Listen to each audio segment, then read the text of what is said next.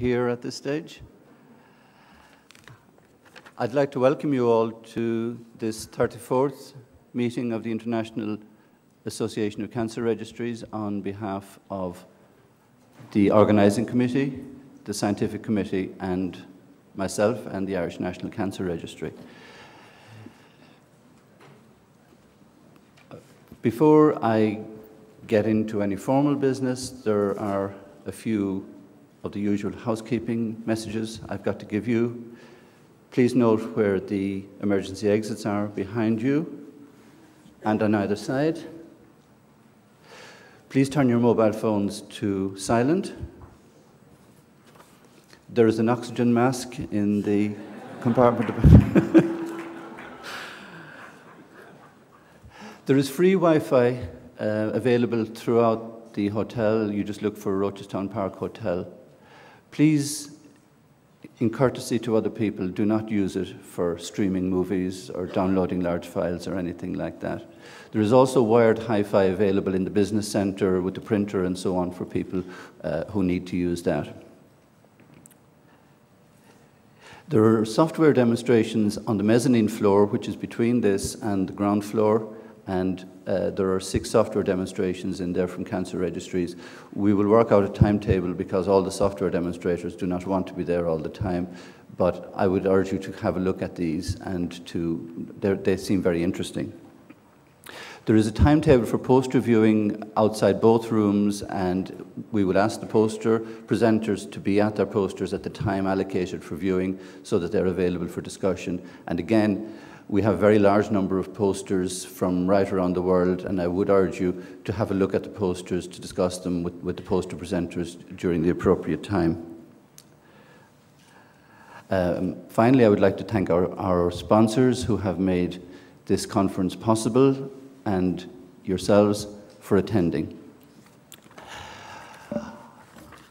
On the more formal side, first of all, I must convey the apologies of the Minister for Health, Dr. James Riley, who can't be here this morning due to rather recent political issues which have detained him in Dublin. He sent his apologies at the weekend that he can't be here.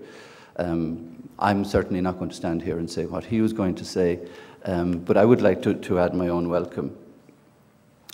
The theme of this conference this year is Better Information for Better Cancer Control. This, we're told, is the age of information, and we are information experts, and we hold a huge amount of information, and we need to think of how this information is to be used. We're in a very rapidly changing environment, both for cancer care and for cancer registration. In many countries of the world that are undergoing transitions in demography, cancer is becoming an increasing health problem. WHO has urged very strongly the development of cancer registries in these countries to provide clear and unbiased information on the real cancer burden and cancer outcomes. And during this conference, we will hear from some people who have been trying to develop cancer registries in these countries, and also on the global initiative for cancer registration. In the developed world, we face different challenges. There are those who would say cancer registries are now obsolete because of electronic patient information and electronic patient records. On the other hand, there are those who say we should have access to no information at all because it's an invasion of privacy. We need to have convincing answers to both of these because we know that cancer registration is the most reliable and most unbiased source of information on cancer etiology, on access to diagnosis, on treatment, and on outcomes. And all of these topics we will cover over the next 2.5 days, and I hope you find the presentations are both interesting and informative.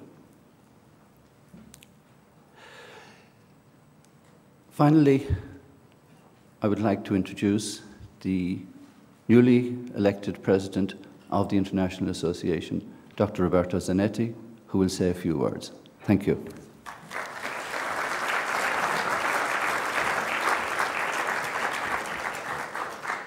Thank you, Harry. So, on behalf of the International Association of Cancer Registry, I am pleased to declare our 34th scientific meeting open. Welcome to everybody, to our delegates coming from the 5 continents.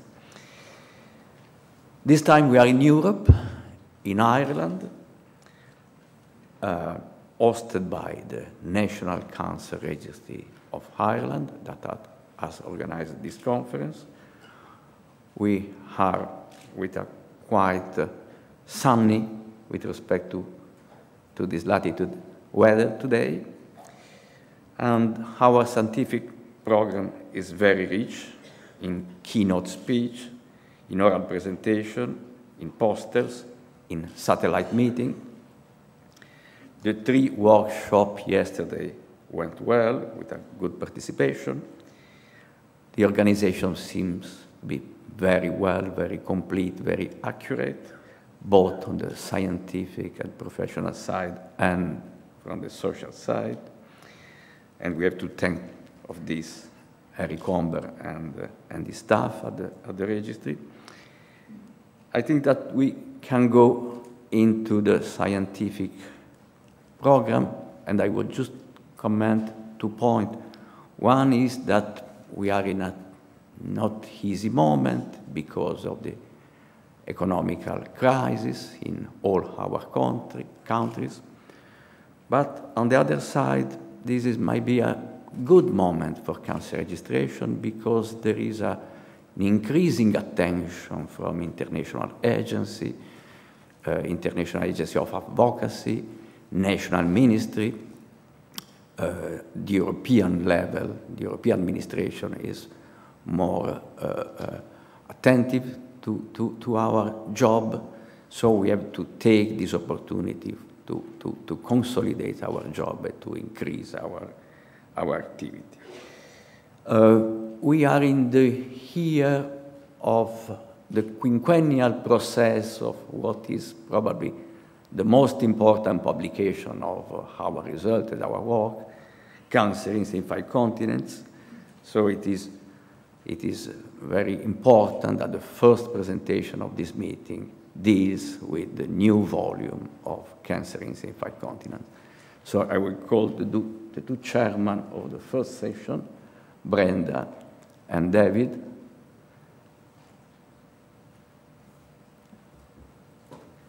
That will introduce the first keynote speech. Thank you very much, Roberto. Well, as he noted, we have quite a number of important, interesting plenary speakers, and today we're going to begin with Dr. David Foreman. It's not unusual for us to be hearing that he's going to be talking about cancer incidence in 5 continents, sort of the next half century. If you look at the bio on page 25, you'll see a few of his important credentials, beginning with training in cancer biology with Sir Richard Dahl. But over the years, David has clearly had extensive work in cancer registries, its leadership of this association. And I want to acknowledge that over the last 18 months where he's been the head of the Cancer Information Section at IARC, he's been an outstanding person to work with as part of the association and providing the General Secretariat. So we really have a lot of interesting things ahead. So I'll turn it over now to David and your presentation. Thank you.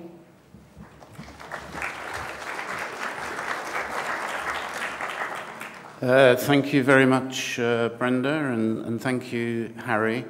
It's an enormous pleasure to be here this morning and to give this opening presentation of the 34th annual meeting of IACR.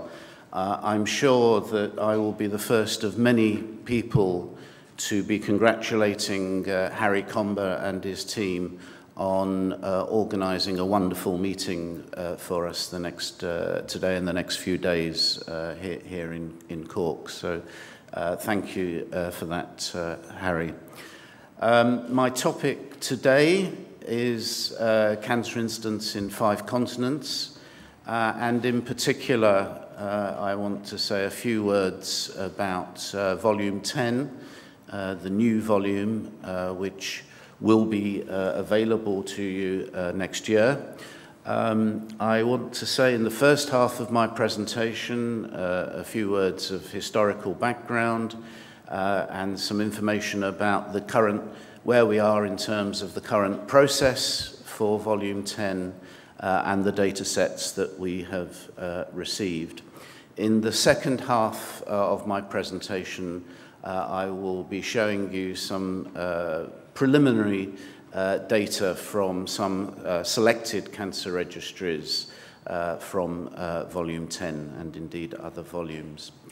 But as those of you with historical knowledge will be aware, the story of cancer incidence in 5 continents started, I suppose, more than 50 years ago, in fact, closer to 70 years ago, in 1946, at this meeting of experts in cancer statistics, a meeting that was hosted in Copenhagen by the Danish Cancer Registry and organized by Dr. Johannes Clemmensen, who I think is here, and who was the founding father of the long-standing Danish Cancer Registry, and highly committed to the collection of cancer registration data, both in his own country and in encouraging the comparison of that data with that collected in other countries. And it's worth reflecting on the outcome of that meeting, which resulted in a series of recommendations to the World Health Organization that said great benefit would follow the collection of data about cancer patients from as many different countries as possible. Such data should be recorded on an agreed plan so as to be comparable. Each nation should have a central cancer registry or a central registry to arrange for the recording and collection of such data, and unfortunately an ambition which is still to be realized. And there should be an international body whose duty it should be to correlate the data and statistics obtained in each country. And indeed, that international body has now become a collaboration between this association, the International Association of Cancer Registries, and my own institution, the International Agency for Research on Cancer. But perhaps sadly, these recommendations, which were made in 1946, took some 20 years to be realized, and it wasn't until 1966 that the very first edition, the first volume of Cancer Incidence in 5 Continents was published, and here you see the 3 august editors of Volume 1, all from the UK, I might add, Richard Doll, who by then was in Oxford, John Waterhouse from Birmingham, and Peter Payne from what was then the South Thames Cancer Registry. And indeed, Cancer Incidence in 5 Continents, Volume 1, as you can see there, was not called Volume 1 because they didn't at that point know that there was going to be Volumes 2, 3, 4 and the rest. It was a technical report issued by the then International Union Against Cancer, now called the UICC. And you might be interested, those of you who have not recently read the introduction to Volume 1, to think about these words. In the development of knowledge about the cause of a disease, the first and most difficult stage is the search for clues on which hypotheses can be based. One of the most rewarding avenues is likely to be that which leads to a comparison of the frequency with which the disease occurs in different communities, in different areas and at different times. And that, if you like, strategic approach lies at the heart of the subsequent 50 years' worth of activity that has been invested in the CI5 series. And the Volume 1 editors said quite wisely that the most valuable data are undoubtedly the rates obtained by recording the occurrence of every case of cancer in a defined community over a specified period. And they added, and this is my emphasis, such incidence rates are never easy to obtain, a point which I don't think needs emphasizing, although I've emphasized it in this particular audience. Registries were invited to Volume 1 to participate only when there was reason to believe that registration was practically complete. And if you look at some of the criteria provided by the Volume 1 editors as to how they defined reliable cancer registries, they were those that were able to amass information, both diagnostic and personal, on virtually all cases of cancer among patients genuinely resident within a defined catchment area during a prescribed period of time. Nothing has changed. The ability to supplement this with death certificate data for patients not seen in hospital, having an adequate system for eliminating duplicate entries for the same person, and I've been involved in many conversations and discussions endlessly about how to effectively manage the deduplication process. Sadly, it's still an issue that's still with us. And have that incidence information accompanied by good population data, by sex, 5-year age groups, and if relevant, by race and language. So, as you know, Volume 1 has now spawned Volumes 2 to 9, and this is the growth of participation in the Volume 10 series. 31 registries were represented in Volume 1, representing 34 populations from 22 countries. There has been an incremental growth with each succeeding volume, such that by the last published volume, Volume 9, there were 224 registries represented, representing 300 populations in 61 different countries.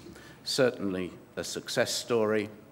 And I think there is little doubt that the Volume 1 to 9 experience of CI5 represents a highly effective collaboration between IARC and IACR. IARC have had the responsibility for publishing CI5 since Volume 3. Without doubt, it has now become established as the definitive source of global incidence information and recognized as such.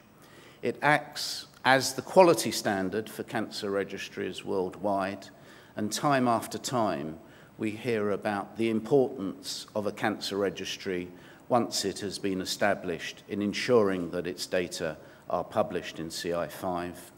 And the more recently introduced CI5 Plus enables not just the original concept of geographic comparison to be realized, but also the analysis of long-term time trends. It acts as the source material for a vast weight of epidemiological research, and it is the basis for the Globocan software, which represents primary information for global cancer control.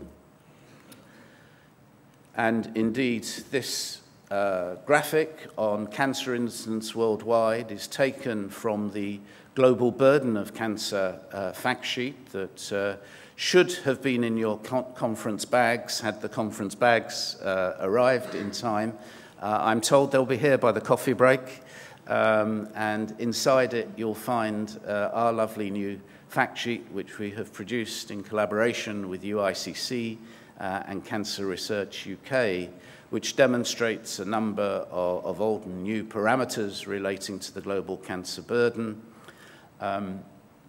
that in itself is based on Globocan information, which in itself is based on information made possible through the collective efforts of you all in terms of cancer incidence in 5 continents.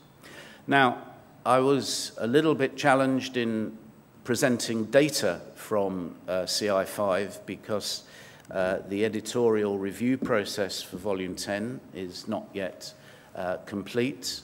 This is the collection of editors, the editorial board for Volume 10. Perhaps we're not looking quite as smart as Richard Doll and John Waterhouse and Peter Payne did in the 1960s. But I can assure you that the entire group has been hard-working. We issued a call for data in September last year in 3 languages. We, for the first time, made available the Cancer Information data portal and online questionnaire services so that we had complete electronic uploading of the data for the first time. We received the majority of our data between October last year and March of this year. And in total, we received data sets from 357 cancer registries worldwide. I think that's worth you applauding yourselves. Those data sets are now close to evaluation by the editorial board, and indeed evaluating such a large number of data sets has proven an immensely challenging task, which I'm pleased to say the editorial board have been up to.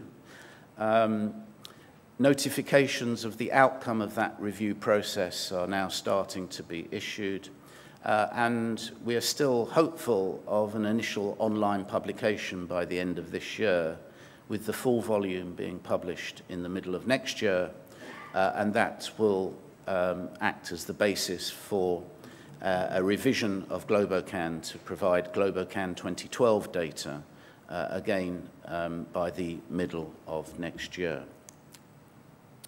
So here you see the distribution of data sets by continent, and although the bottom line of 81 countries and 357 registries is a massive achievement and represents, as always, an incremental advance on previous years, you can see that I haven't put the denominators in, that whereas both the North American countries, Canada, the USA, a large number of European countries, 34 in total, 3 Oceania countries, are all represented in CI5. We will be having a deficit of countries represented. There are some 54 countries in Africa, and only 14 are represented by CI5 data submissions.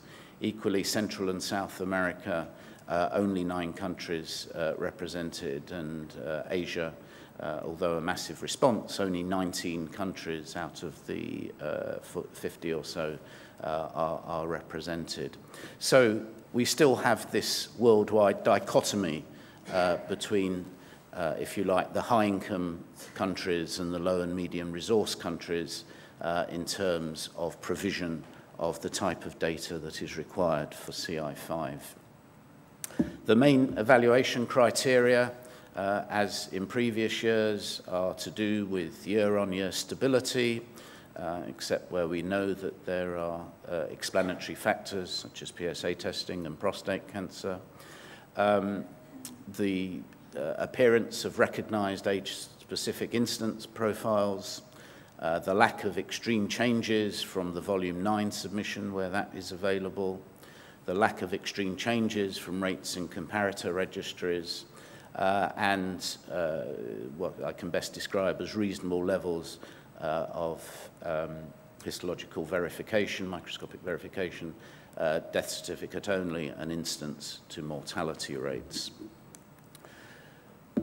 However, perhaps in contrast to the previous 9 volumes, there will be those data sets from registries that meet the quality standards of the editorial board will find their place in volume 10 of CI5. But we have made a commitment to put all of this data, all of the wonderful CI5 submitted data, into the public domain. Partly that will be through continental-based publications, such as the Cancer in Africa volume that Max Parkin was the editor-in-chief for a few years ago, and we'll follow that up with a new Cancer in Africa volume, a Cancer in Central and South of America volume, and a Cancer in Asia volume, and potentially others as well. And also data will be made available through a redesigned and totally modernized IACR website. So all the main editorial tables and all the main summary tables that are made available for CI5 will be made available, subject to registry consent, on the new AIC website, irrespective of whether they're going to then appear in volume 10 of CI5. So that commitment is given. And I want to note in particular, and in a few minutes we'll be finding a way of honouring these 17 registries who, with their volume 10 submission, will have provided data for all 10 volumes. The Kali registry from Colombia, the Miyagi registry from Japan, Israel, Slovenia, the 4 Nordic registries, Denmark, Finland, Norway, Sweden, and then New Zealand, Mersey and West Midlands in the UK, Connecticut and Hawaii in the USA, Alberta, Manitoba, Newfoundland, and Saskatchewan in Canada. It is a wonderful achievement of persistence and perseverance that the staff in these registries have for 50 years been working tirelessly to provide data in comparable and consistent form. And perhaps I'd ask you to join me in giving these 17 registries a round of applause.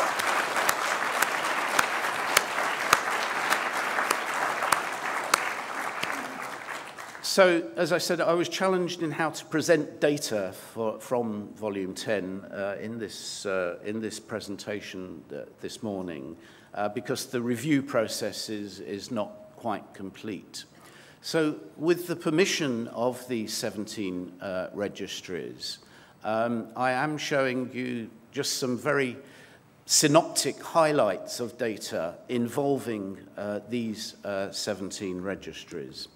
And here you see the 17 registries. This is all sites excluding non-melanoma skin for men in the Volume 1 incarnation and what will be the new Volume 10 incarnation.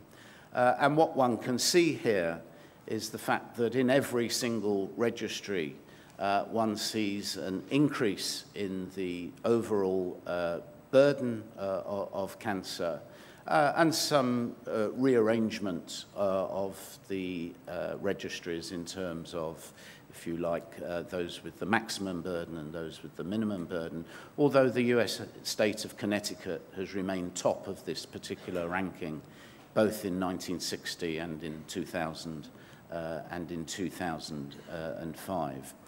And we do see the sort of graded difference in terms of the overall burden, the geographic heterogeneity, the variation globally. That was that key principle enunciated by Richard Doll and his colleagues in Volume 1.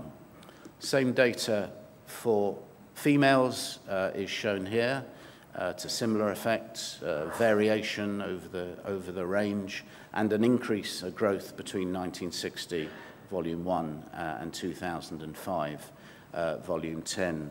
But you might like to notice that the registry with the maximum burden of female cancer in 1960 in Volume 1 was the Kali registry from Colombia. And in fact, by Volume 10, that was at the bottom of this particular comparative comparative table. And to a large extent, that is because of what has happened to cervix cancer in Cali. And you can see that in the volume 1 data, the burden of cervix cancer was enormously greater than that in the other 16 registries, which I guess had an average of 20 per 100,000 compared to 100 per 100,000 in Cali, a five-fold difference. And here you see the volume on volume decrement in the age-standardized rate of cervix cancer in Cali. A signal achievement of those involved in cancer control, and particularly cervical cancer control in this particular population. It is also evident in all the other populations where you see, and this is the data, the time trend data for the 17 registries, and more or less you see with the exception, in fact, of the data from Israel, you see, which started at a low level, you see a very low, a declining incidence over time reflected in each of these populations, reflecting the uptake of cervical cytology screening programs. Other cancers, as perhaps might be predicted, show trends in the opposite direction. This is female melanoma, and not surprisingly, it is the data from New Zealand that heads the ranking of the 17 registries here, and it is well known about the predilection for this disease in this area of the world. And to some extent, and the data from the last two volumes of CI5 consistent in showing that to some extent this has now been brought under control within New Zealand. Not so in some of the other populations where one sees some quite striking increases between the volume 9 data around the year 2000 and the new volume 10 data in 2005. Another type of cancer showing dramatic increases over the recent period has been cancer of the thyroid, and one can argue, and I'm sure there will be lots of arguments about the extent to which this is being diagnostically driven, but one sees, especially in the transition from volume 9 to volume 10, some staggering increases in the incidence rate of thyroid cancer. And even if a lot of this is being diagnostically driven, as is the case with prostate cancer, one is still challenged in terms of a cancer control issue of dealing with, in this case, women being diagnosed with a malignant disease. And then in terms of the three common cancers, we see, I think, quite an interesting convergence. I mean, breast cancer rates are, of course, the highest of any given type of cancer. But one sees an interesting convergence to a depressingly high figure, but by and large there is much less scatter in the volume 10 data at the right-hand end of the graph compared to the volume 1 data. And here we see the data from Japan, which was way down at the beginning of the time series, being of now the same order of magnitude as North America or indeed European rates. Cancer of the lung shows the now familiar pattern of having, at least in these populations, declining or stable rates in the male population, and concerning increases in the female population on the right-hand side, and that, again, with some exceptions, is common to all of these populations. And then of the other major cancers, for prostate cancer, one sees that the sort of PSA-induced epidemic of this disease has indeed turned the corner in some populations, and we now see in the volume 10 data rates declining in the likes of Connecticut and New Zealand and in one or two populations, but standing in contrast to a number of other populations around the world, again, such as Japan, where between volume 9 to volume 10, one sees quite an important increment in the burden of prostatic cancer. A cancer that I always look at because I've been interested in stomach cancer from a research perspective for a long time is gastric cancer. And here one sees the continuation of the decline of this disease, again evidenced in every single population, comparing the volume 1 data to the volume 10 data. But still we have this well-known higher risk of the disease in Japan, enormously so, and in Latin America, represented by the data from Carly. And then the final data slide is non-Hodgkin's lymphoma. Just really, again, going back to the Dole, Waterhouse and Payne principles from the mid-1960s. I do not know why Israel in volume 1 and volume 10 should have had the highest rates of non-Hodgkin's lymphomas, and these are the male data, but exactly the same applies in women. And this was brought to my attention when I looked at the Globocan data, and Israel has got the highest rates of non-Hodgkin's lymphoma in the world. And I have never seen a satisfactory explanation for that phenomena. That remains, if you like, an epidemiological research question, going back to the roots of CI5. So my final data slide is just to put volume 10 in a more current, wider political context. You should all be aware that last year there was this United Nations summit meeting on non-communicable diseases with a particular emphasis on the growing burden of cardiovascular disease, diabetes, and especially cancer in low and middle income countries. The World Health Organization, represented here by Margaret Chan, the Director General, seen with Ban Ki-moon, the Director General of the UN. The WHO is increasingly recognizing now the importance of monitoring non-communicable diseases now and estimating the future burden of disease, just as they were advised back in 1946 by that commission that met in Copenhagen. We in the agency have a strategic focus on building registration capacity in low and middle income countries, and you'll be hearing later in this meeting about our global initiative for cancer registries.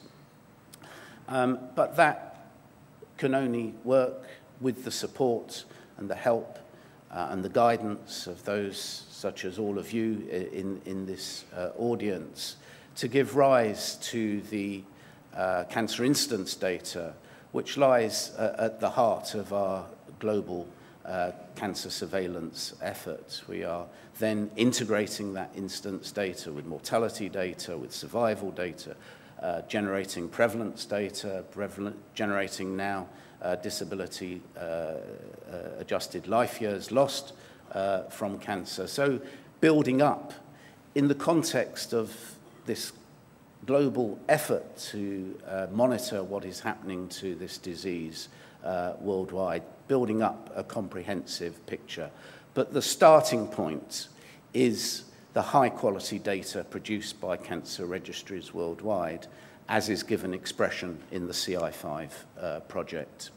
I'd like to thank heartily the CI5 editorial board, David Brewster, Charles Gombe, Betsy Kohler, Mariam Pineiros, Raj Swaminathan, our external editors representing you, the association, together with my colleagues from the agency, Freddie Bray, Jacques Ferlet, and Eva Steliarova.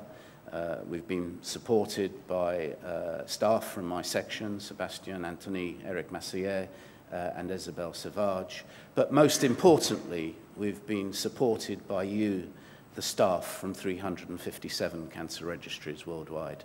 Thank you for your attention.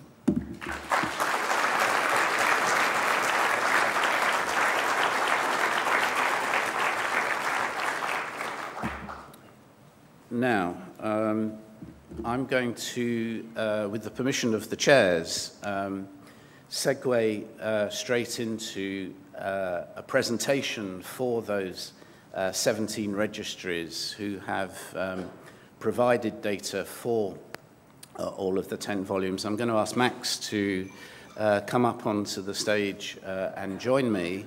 And in a few minutes, Max has been involved in the editorial board of 4 volumes, I think, of CI5 over the years. We'll be talking about Max again tomorrow, but in this context, I'm going to ask Max to just say a few words about the CI5 project, and then I'm going to ask representatives of about 11 or 12 of the registries who are represented here to join us on the stage to make the presentation. So if those of you, some of you are represented by other people, can prepare to join us perhaps by assembling while Max is saying a few words. So that's Eduardo Bravo from Cali, Colombia, Tina Zaga from Slovenia, Hans Storm from Denmark, Timo Häkkläinen from Finland,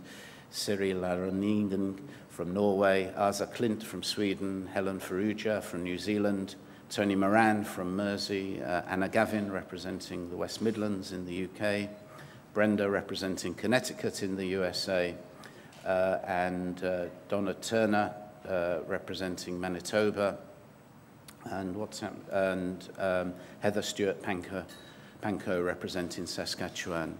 But Max, perhaps you'd like to say a few words. Well, I wouldn't really, because David didn't warn me I was going to have to say a few words, but I will do. I can never resist the opportunity to say something. Actually, I mean, I can't add very much to more than what David said about the long history of cancer incidence in 5 continents and what it's been. I mean, you're all working in registration. I think you all see how often these data are used and how valuable this has become. And the format has not changed so much over the years. As you know, we're always criticized for registry data is always very, very late, and it's always, now it's going to be 5 or 6 years since the last data point. But it doesn't matter too much. I think we can see that despite what the politicians and media people think, things don't change so very rapidly in cancer. The profiles are reasonable, even a few years in arrears. I just wanted to say one thing because it comes up over and over again. 357 registers submitting. Now, of course, not all are going to appear in the end. And that sometimes, well, it always leads to disappointment for those who don't get in. As the notices in the bars say, please don't ask for credit as refusal may offend. Well, not getting into cancer incidence in 5 continents isn't the end of the world. All it means is that, well, we know what it means. The cancer incidence in 5 continents has to present comparable data. But the fact that the data may be a bit incomplete or quirky doesn't render it useless. We can always, we're all epidemiologists, statisticians. We know that we can make perfectly reasonable estimates from unsatisfactory samples if we know the biases that are there. And that's been the key behind the GloboCan project. If you look at it, as David says, the cancer incidence in 5 continents is a key contributor, but not only cancer incidence in 5 continents. Many, many registries contribute to it that don't appear in that book because we know their data tells us something about the cancer profile in those countries. So hats off to our 17 triumphant 10 times winners. Congratulations to those of you who will appear in the next volume. But those of you who get the little rejection slip, don't be too disappointed. Your data is valuable. Sometimes it's the only thing available in a given country is a data set from a cancer register that's not perfect. And we know that this material is really precious for cancer control. Thank you, David. Thank you, Max. So, I'm now going to ask, I think there's about a dozen people to come up and receive their awards. Luis Eduardo Bravo from Cali. Please come up.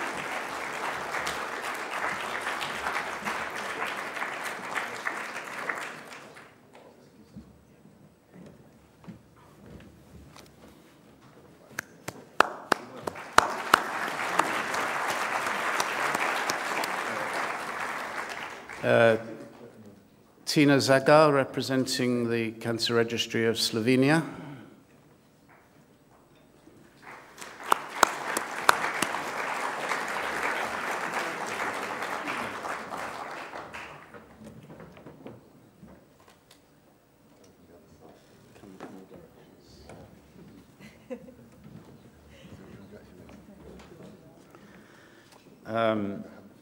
Mr. Hans Storm, representing the Cancer Registry of Denmark.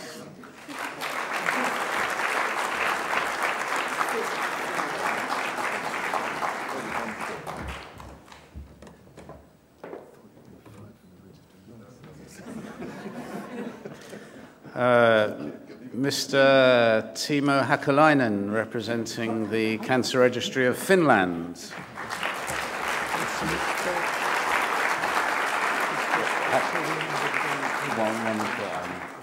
I always misspell Timo's name. It's got one K, not two.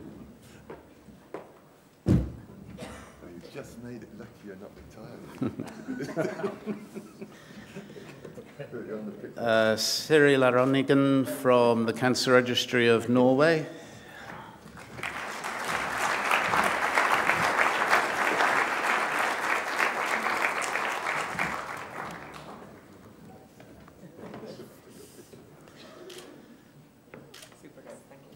And Helen Ferrugia, who's actually from Australia, but is representing the Cancer Registry of New Zealand.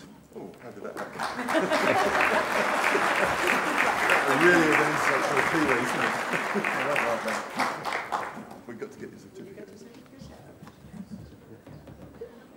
And the box, magic box. We get a picture, there we go. Sorry, I skipped over Asa Klint from the Cancer Registry of Sweden. Sorry, Asa.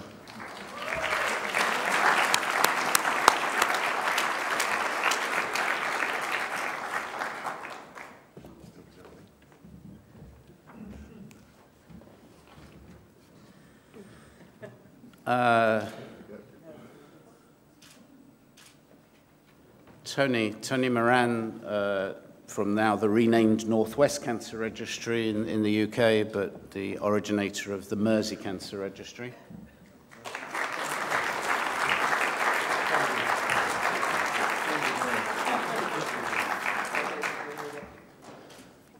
And then the West Midlands Cancer Registry is represented by that well-known Brummie Anna Gavin.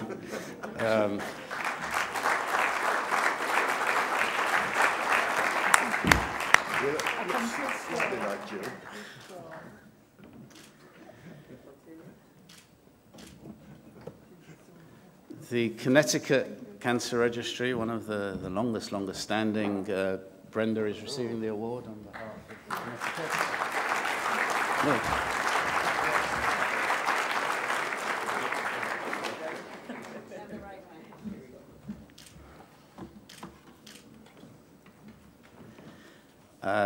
Donna Turner from the Manitoba Cancer Registry in Canada.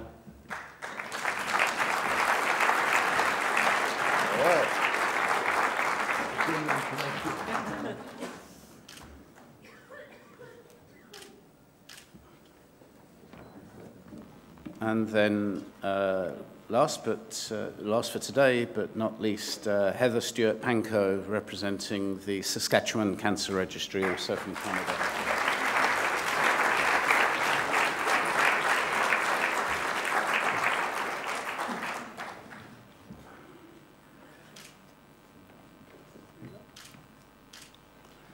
So, I don't know, we're not informed that anyone representing the other cancer registries is with us today, so we will be making arrangements to send the certificate and the gift to those other cancer registries. If there is someone there from them, then by all means we can honour you, as we have done the honours today for those registries who are represented.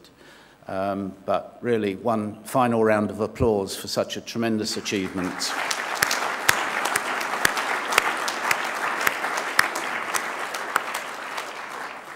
So, thank you very much. I realise that by this sort of cunning segue from my presentation into the presentation ceremony, I managed to avoid any questions about CI5 Volume 10. I will be here for the entire meeting, and those of you who have questions, please do get in touch with me, and I'll be happy to deal with them, except I will say now that unless you have been officially notified of the outcome of the review process, I will not be at liberty to give you information about whether your data set has been accepted or otherwise this time around. So, thank you.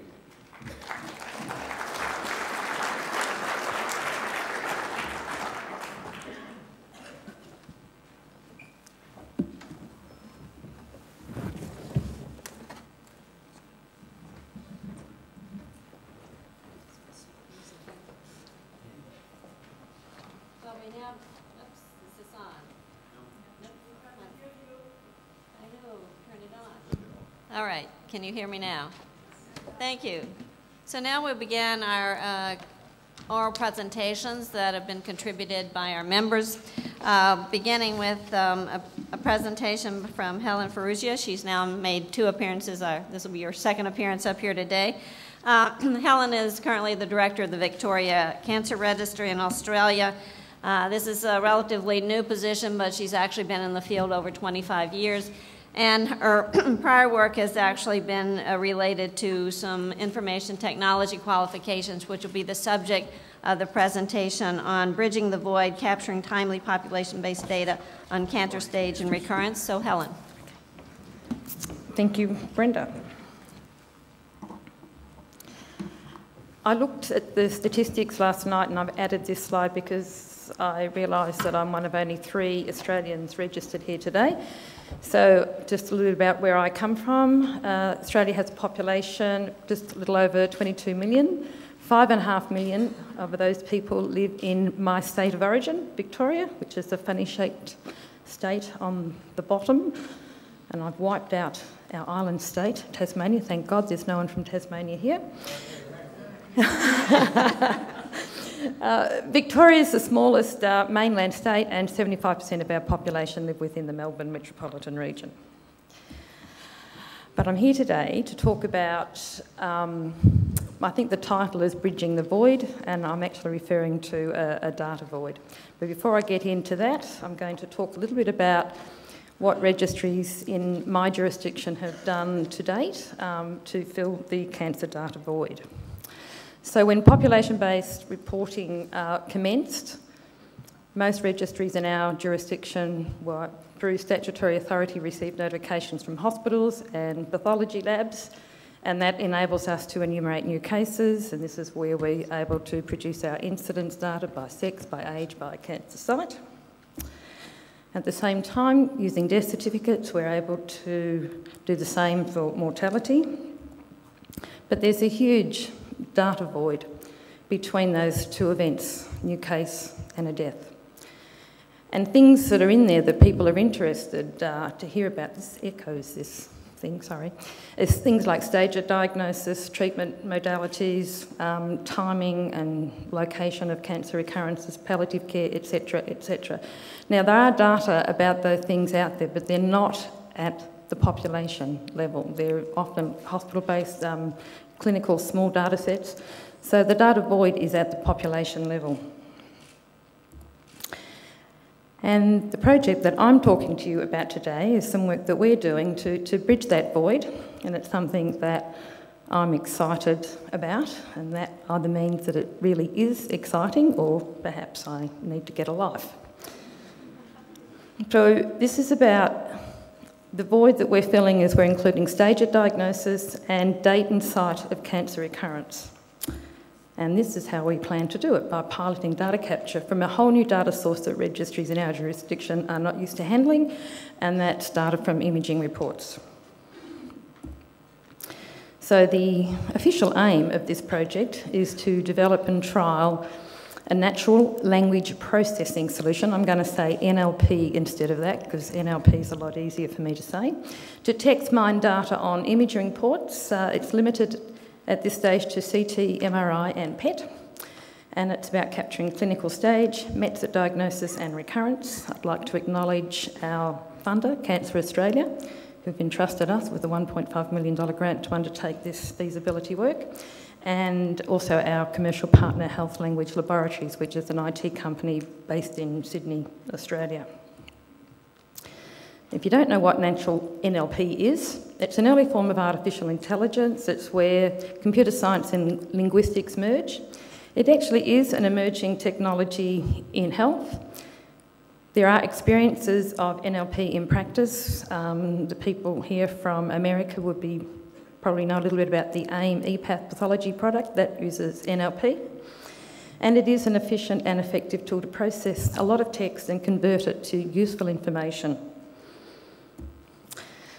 So to do this work, we needed 3 pilot sites. These 3 pilot sites have been strategically chosen. Lake Imaging, our first pilot site, and that's the results that I'm going to share with you today, because this work is still being done and it's not due to complete. We're sort of, data collection is in very active at the moment, so there's not a lot of data that's been analysed.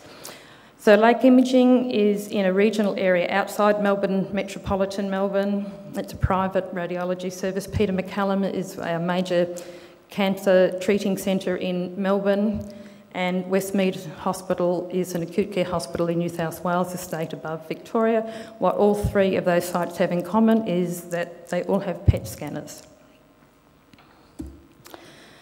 So this is the data capture process. So what we've done with all of those 3 sites, we've actually worked with the vendors of the radiology information systems, or RISs as they're commonly called, and we've had them develop an XML extract from their systems, which we are then passing to a thing that we're calling a document classifier.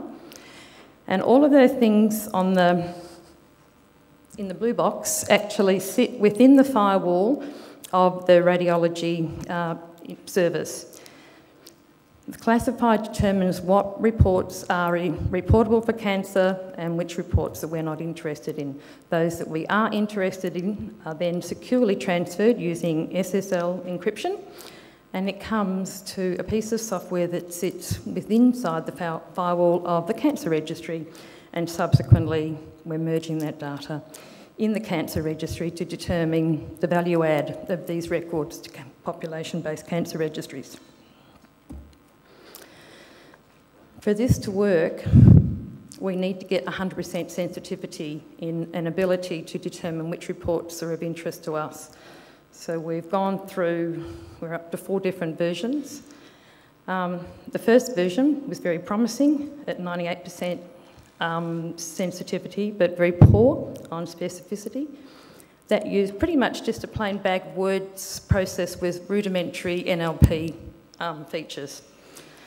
Version 2, we just tried to fix specificity, and you can see that we mucked up sensitivity. So we actually took a new tack for version 3 where we added tags. We started tagging important sections of the report. So we've got a bag of words in basically version 1. Version 3 is a bag of words and a bag of tags. And version 4, we've introduced business rules. The other thing that the classifier does that's really important to manage workload and to help work within the cancer registry is that it's actually able to, with reasonably high precision, to identify actually the primary site of cancer, which actually helps coding and bringing things into the registry. You can see coders and the computed value agreed 84% of the time that that report was about primary lung cancer. And also very important, what we found, there's lots of reports that come through. There's lots of monitoring reports, particularly people that have had lymphomas. There's monitoring of the results of their treatment throughout that pathway. So you can have 3 and 4 sets of CT scans throughout a 6 months treatment cycle. And we're not actually interested in those. So we've been able, again, with fairly high precision, to be able to identify which reports are for initial diagnosis and staging, which meets the purpose of this project, and which reports are to look for recurrences. And we're doing a little bit more work on that to improve on those precision values. This is having a look. We're also, if you remember that first slide, I've got an information extraction engine. So we are extracting T and M stage using the AJCC 7th revision. And this is not data that's been brought into the cancer registry. This is just stage that we've grabbed off these imaging reports by modality. And you can see that in terms of lung cancer stage, the combined PET-CT reports are extremely sensitive. The 2 down the bottom that we couldn't stage out of the 76 cases that had combined PET-CT, those 2 records, those people had pneumonectomies, and this PET-CT was post their pneumonectomy. So in fact, we got stage in 100% of those. This is the first lot of stage data that we've got. And we actually staged, of all the records that we processed, we staged 97%. I've had a look at the literature for stage. If you look, they say 30% of lung cancer presents at stage 1 and 2. That's quite comparable to this, and this is 2010 data. And they also say that 30% presents at stage 3 and around about 40% at stage 4, so we're close. Of course, if I took out those unknowns, that would put up the stage 4s. And what does that sample represent? It's actually not a very big sample. There's about 300 records in there, which is not proportionally a lot of all lung cancer diagnosed in Victoria, but just come from our first pilot site in the Grampians region, and all of when I looked at the postcode of the people that were presenting for their PET scans there, actually that's about 20% of cancer in that population. So the early results are very promising. We haven't actually done very much work yet. This is the next phase to be done on cancer recurrence, but which certainly the results are promising. We know we've actually identified 18 cases of local and metastatic recurrence for lung cancer from the records that we've processed. Now, what does this mean for a cancer registry? It's going to impact on our workload, it's going to impact on training requirements, but there are lots of opportunities. Real-time data capture is a possibility. Improved case ascertainment, what I'm hoping that when we process more records, we might even be able to reduce our DC-only rates, particularly for things like liver cancer. In Victoria, our DC-only rate is less than 2%, but when you actually have a look at that by cancer site, for liver cancer, it's about 7 or 8%. Improved data integrity, and it supports the capture of stage, and we're able to auto-abstract elements. I'm done. This is the team too. Thank you.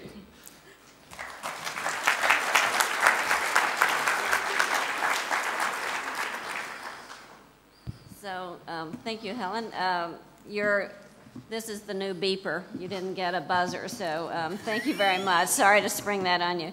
At the moment, we wanted to have some time for questions. You'll need to speak loudly. Anyone that has a question for... microphones. Roving. Put up your hand if you want to speak. We know this is not a shy group. Helen, can I ask you, what percentage of the lung cancer patients actually had PET-CT done? Well, according to the clinicians that are on our advisory group, we've been advised by the clinicians involved in the study who run our advisory group that greater than 95% of people with lung cancer offered PET scan.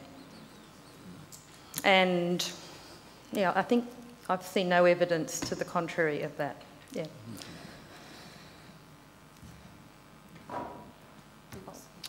Dennis. Dennis Deepen from Los Angeles. You mentioned artificial intelligence and medicine from Ontario. Are they your partner in this, or No. have you done this entirely on your own? Oh no, we had a commercial partner, Health Language Laboratories, which similar business. I guess they'd be competitors, and I do know that AIM have had a look at doing something like this with for brain tumours. And so do you foresee publishing these results in the near Sorry? future? Do you foresee publishing these results in the near future? Oh, absolutely. The final report in the study will finish at the end of May next year. Thank you. Max. Yeah, maybe I dozed off, Helen, but the sensitivity, specificity, what is the sensitivity measured against? That's against the actual stage as recorded or something like that? No, the computed value of determining whether an imaging report was a reportable cancer. So we've actually, Lake Imaging see about 20,000 imaging reports in 2010. We've held off an evaluation data set of 2,500 records. So as this classifier is being built, it's being built on all the other records, and as it's released, I have two coders that code independently, and if they code separately, we arbitrate their decisions, we feed that back. So it's comparing manually coded with computer coded.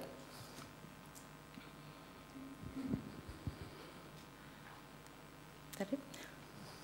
Anyone else? Actually, there's a fair amount of activity, I think, trying to look at natural language processing as a way to interpret any number of tests. In this case, you sort of identified the test that you're going to apply this technique on that is used in the diagnosis. As you move more broadly to kind of all the medical record and a series of tests, I think writing out the rules, as I understand it, is a bit more complex. Well, because of the nature of the contract with Cancer Australia, we're focusing on lung cancer and pancreatic cancer. There are not enough pancreatic cancers in that Lake Imaging at the site. We'll pick those up when we go to Peter Mac. They have two, pancreatic cancer will be CT scanning anyway. And those data are a mixture of PET, CT and MRI. And for the second pilot site, we intend to introduce bone scans as well. Yep. So, there you go. Any last questions? Okay, thank you very much.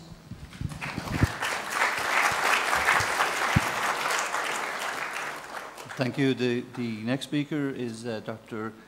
Klaus Krawinkel,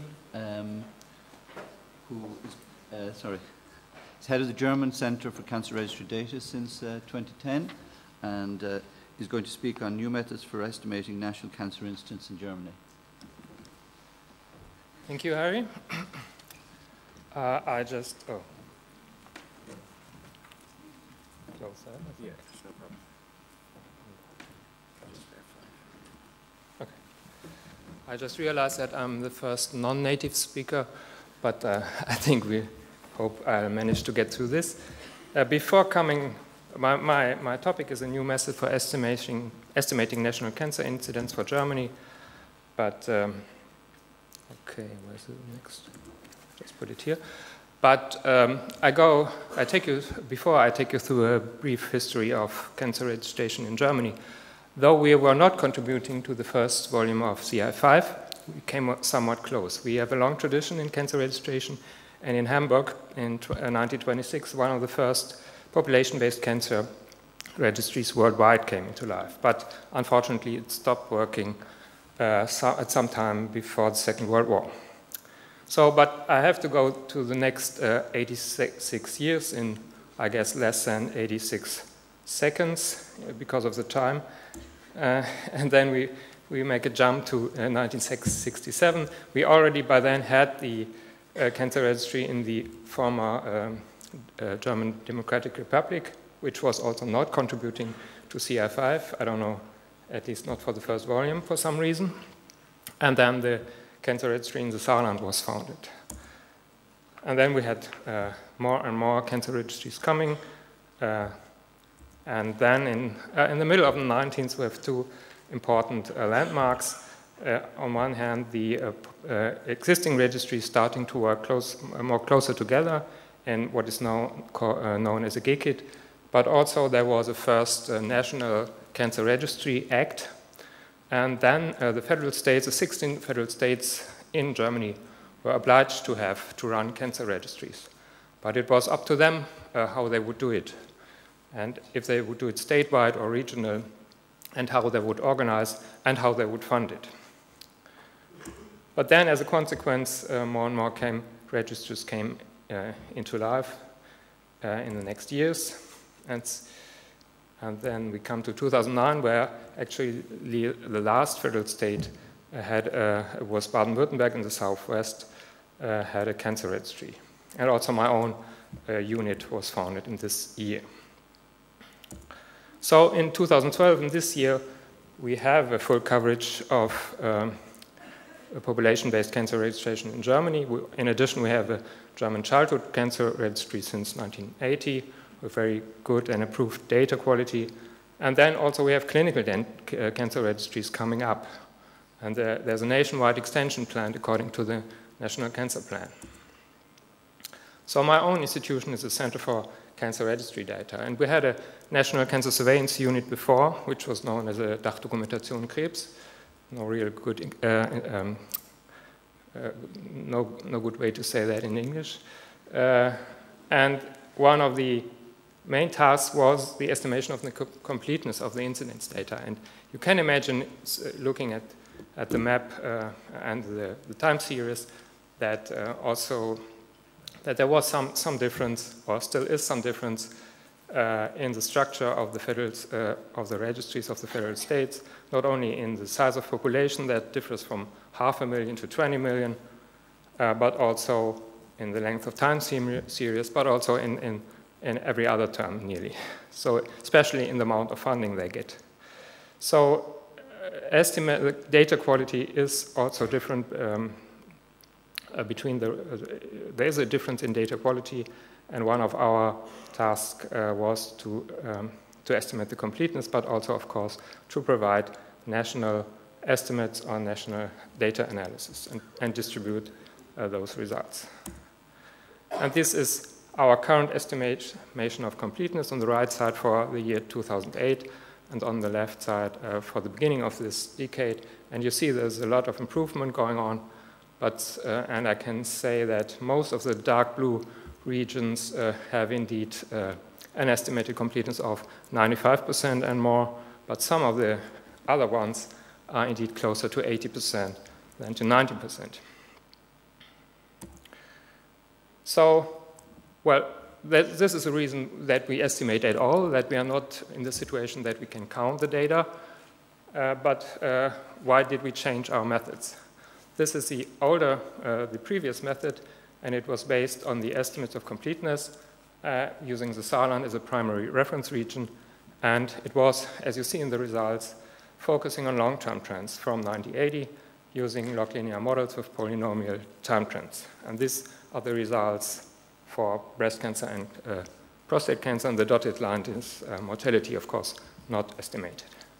And you see, you get a quite good impression of the long-term trends, but we were also interested in the short-term trends. So we made some requirements for a modified method that should account for the improved database. That was the first requirement. Then it should assure more stability between estimations, because we did that every 2 years, and now we do an estimate every year. That was an issue before. The stability was not so well, and people became aware of it, even the media. And then we should allow estimations for rare tumors and subclinical relevant subgroups, but we didn't want to push the reset button and start from new, so we wanted to offer at least a limited time series too. And in all, we tried to figure out something like a transition between estimating and counting cancer incidence in Germany. And that's what we came up. It's just one rule and 2 exceptions. It easily fits on one slide. The rule 1 is count all the cases, including DCO cases. and the two exceptions, okay. If a registry, first and more important exception is if a registry is deemed not to be complete or the completeness is less than 90%, we don't use this, observed numbers, but the expected numbers from our estimation of completeness. And this is calculated using regional mortality and the M/Y or I/M ratio of a reference region now containing of 5 registries for fulfilling certain quality criteria. And the second exception, a little bit easier, don't use DCO cases or don't count them in the first 5 years of a registration, and then rather estimate the DCO proportion from the reference registries. So of course there are assumptions. Well, one assumption is the same with all registries. We assume that the registration in this case in the reference region is complete. And the second and third assumption, somewhat related to each other, we hope that a lack of completeness, a small lack of completeness, is balanced out by the DCO cases, because we estimate completeness without DCO. And also we assume that the true variation in M/I ratio is less than 10%.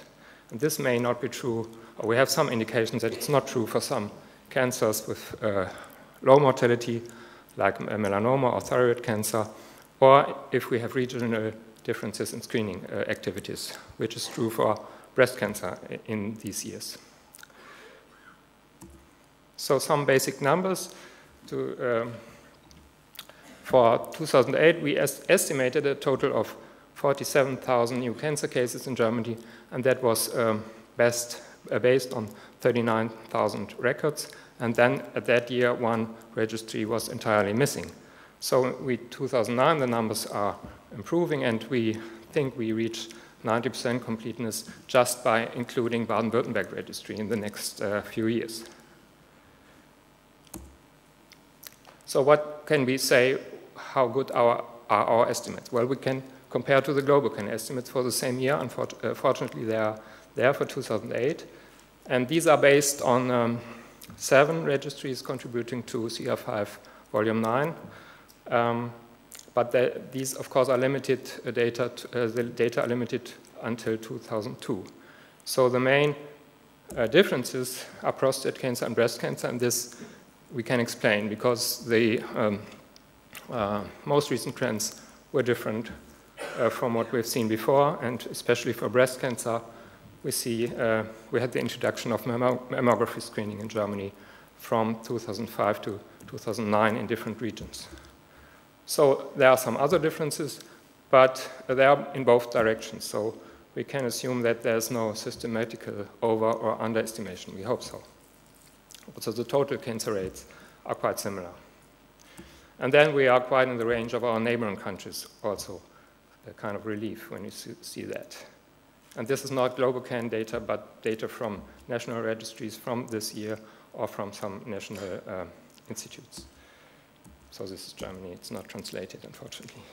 So what are the, as said, we were interested in the short-term trends, and we see the effect of introduction of screening program as well for breast cancer and for skin melanoma.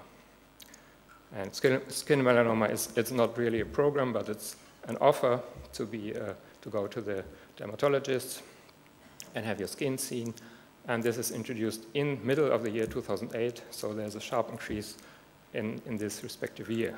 And it's not as sharp in breast cancer because it was introduced over a period of time.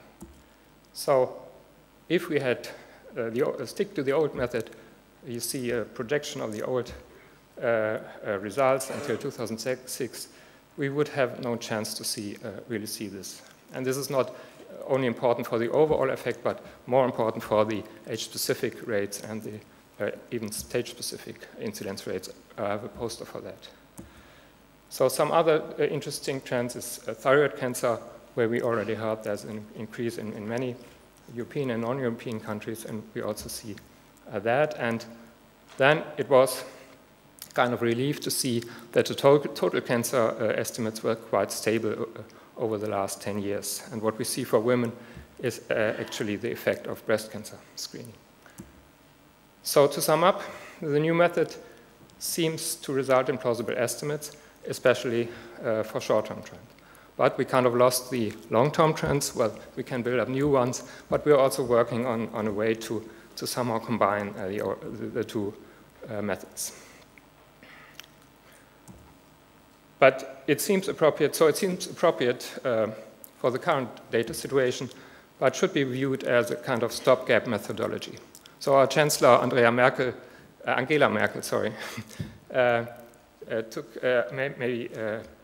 used this term stopgap technology for nuclear power plants, indicating that we need them now, but we should get rid of them as soon as possible. So that's what we do with our new method. We are strongly looking forward to counting our cases. And just a little look on our website, where database query will be coming soon with the new data of 2009. So thank you.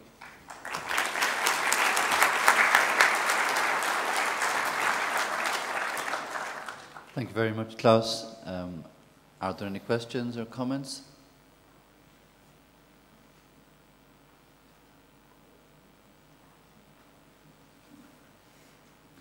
Can I ask, in Europe, the German privacy laws are famous. Do they still constitute a problem to cancer registration, to completeness in Germany? I do not think they really, they have, they put on some technical issues in coding cancer data. So we don't have any, for most registries we don't have the names, and we have control, something like coded data. But I think it's not, it doesn't affect, it shouldn't affect the completeness, and it shouldn't, I think we took some time, but we managed to develop some good methods for record linkage, which is then, of course, a little bit more difficult. Also, we don't have a number which is like a security number. We can't use this, so we are doing coding, name and address, but it works pretty well, I think. So it's just a matter of more effort, but not necessarily a lack of completeness. Klaus, thank you. Can I just ask you, in Germany, are there any areas where there are big ethnic differences? Maybe I should stand up. Any areas where there are big differences in ethnicity, and how you can take that into consideration when you're doing your estimations? In ethnicity, yeah, of course we have different. We have, like in Berlin, we have a large Turkish community, but unfortunately we cannot put that in our. We have no way really to. We don't ask the doctors to write ethnicity. So this is maybe part of the German history, that we don't ask people for their, or we don't categorize for ethnic groups. So we don't have any data on that. We had some data on mortality for some studies, cancer mortality from immigrant groups, but nothing on incidence, unfortunately. Freddie? Thank you very much. Freddie Bray at IARC in Lyon. I just wanted to ask how you quantified completeness in each of the registries as a basis for estimating incidence. I should have mentioned that a little bit more. We use the ratio of mortality to incidence, and we now define 5 registries with a good data quality, which we developed some quality criteria, but there are 5 of the 7 that contribute to CR59. And there's still some modeling involved in this estimation. Follow Hans Storm, Danish Cancer Society. Follow-up question on this one. If you study the trends within some of the German Länder, you actually see a prevalence peak in many of the registries. How did you account for that in your estimation of completeness? What kind of peak? Prevalence peak. I mean, you have a high incidence in the beginning and then a decrease in cancer incidence, which is contrary to the expected. Okay, I'm not, maybe, I'm not quite aware of this. And which time period are you talking about? Middle of the decade, or? When you start the estimation, you have a new registry. That's hopefully what this Okay.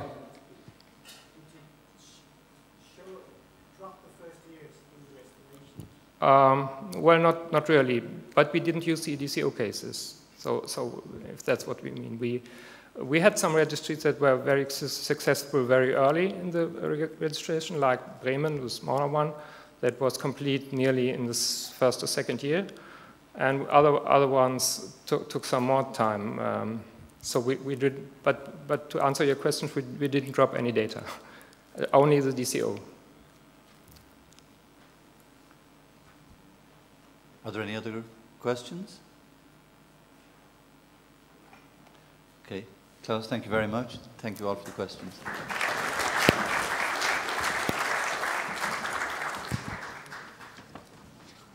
Our next presentation is by Dr. Roberto Zanetti, president of IACR. He's here in his role as working with the Piedmont Cancer Registry. He's a medical doctor with post-training and postdoctoral training in biostatistics.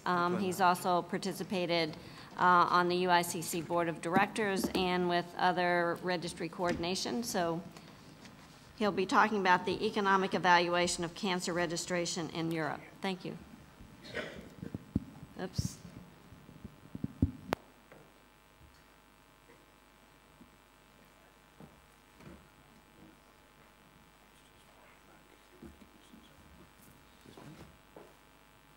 Thank you, Brenda. My presentation deals with money, the fraction of the money of the taxpayer that is dedicated to our work of measuring impact of cancer. Why did we take the initiative of this survey? We were not asked by any administration to do that. It was our initiative. We were contributed to a European project as a leader institution of one working package. And in the text of the protocol, we found a sentence that said regional versus national coverage to examine them, costs and benefits of the two approaches. So we tried to explore the way for measuring the cost of European Cancer Registry, and also we tried to, in some extent, to measure the benefits, or at least to measure the outcomes with respect to the costs. We started from a previous general survey in Europe, the surveys made by the European Network of Cancer Registry and the consortia EuroChip and EuroCourse. That previous survey asked some questions, some preliminary questions on funding, organization, and costs. So we performed a new survey, more in-depth, focused on costs, and in some extent also on outputs and benefits. There was very few in literature on that, in particular a similar work done in the United States. So we had no reference for our European setting. The steps of our survey were the definition of a formal sample. It was a convenient sample. And for the sample registry, we extracted the previous information from the previous survey. Then we prepared an additional questionnaire. We went in depth with the economical items. We interacted with the sample for better focusing the answer and the question and the answer. Then we analyzed the data, referring them to the 2010. We converted each monetary value in euro. Some countries in the sample were not in the euro area. And then we standardized this euro across our sample using the purchasing power parity standard. Out of the 206 registries invited to the previous survey, we decided to sample a fraction of 10%. That resulted representing a coverage of 37% of the totally observed population. And that because we sampled 10 national and 10 regional registries, and the national were larger. These registries pertaining to 16 countries, EU and non-EU countries, with various socio-economical profiles. They were sized between 260,000 and 16 million in population covered. There were in part old registry, in part new registry, and they ranged from 6 to over 60 years of operation. Also, they were chosen because by previous experience, they were scored as to be propensed to the cooperation, to this kind of survey, in order to maximize the respondents. And the respondents was good. Out of the 20 sample cancer registries, just one did not reply. Another was excluded because it was in a transition phase during the period focused by the survey. So we get a response of 90% of our sample. Due to the sensitivity of the matter, salaries, budgets, at the end of the analysis, the cancer registry have been anonymized, and the results will be presented under botanic names, assigned independently from the local flora. So Tulipland will not mean Netherlands, Edelweissland will not mean Switzerland.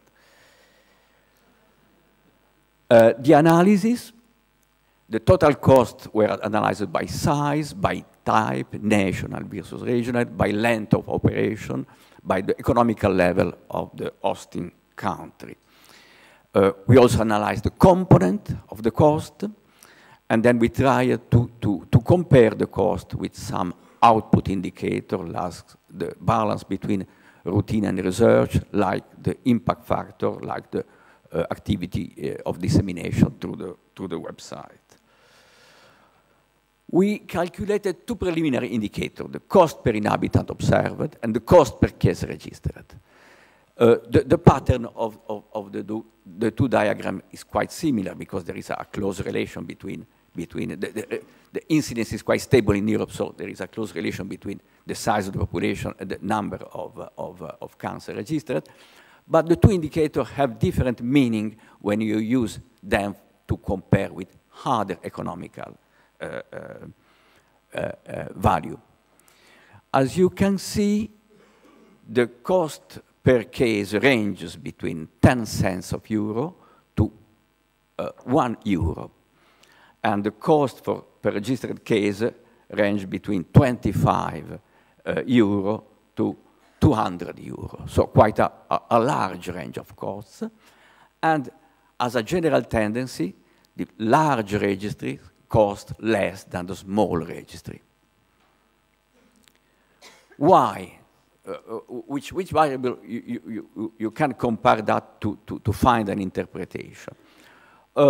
The length of operation seems not to have an important effect. In some way, there is a tendency to be more costly for the more recently established registries. The cost per inhabitant and the GDP shows a more clear tendency. If we do a formal analysis of that, we can find a line like this, with the cost of registration growing with the richness of the country, the wealthiness of the country. But another way of observing that is to observing that by clusters. And so by cluster we can see, this is an informal analysis, but we can see that the poor countries, the less rich countries spends less, the richest countries spend more, which is quite logical, but in between there are the countries with more or less the same level of GDP that spend in a large range of expenditure per case registered, expressed as cost per case per inhabitant observed. So there is a huge variation in the middle of this distribution. Analyzing the cost comparing national and regional registry, we see that the regional cost more, both in terms of cost per inhabitant and in terms of cost per case. If we do a formal bivariate analysis of that, we can see that this effect is even strong because the term that is strongly significant is the type of the registry, more than the size of the registry. So you can see in the table at the end that national registry costs a quarter of euro per case registered when they are big, and they cost a little more when they are small, but regional registry cost 1/3, on average 1/3 of euro when they are big, and cost 2/3 of euro when they are large, when they are small. So an important difference in cost between regional and national registries. The components of the cost. The human resource is the most important voice of expenditure in the registries. Infrastructure, information technology, materials is on total 1/3 of the expenditure. And between the human resources, the majority goes to the routine, data collection, data management, administration, and on the average, just 1/5 of the total expenditure go to research. Here the different sample registry, Vineyard, Tulipland, Island. In blue, the cost of the routine. In red, the cost for the research. In green, the cost for the communication. And in yellow, the cost for the structure. So apart from one or two exceptions, the cost of the structure is quite constant. So is the cost for communication, that is a small fraction of the total cost. There is a variation in the cost for the routine, but the largest variation is in the cost for research, in the fraction of the cost dedicated to research, as you can better see in this picture. Well, some indicator of output.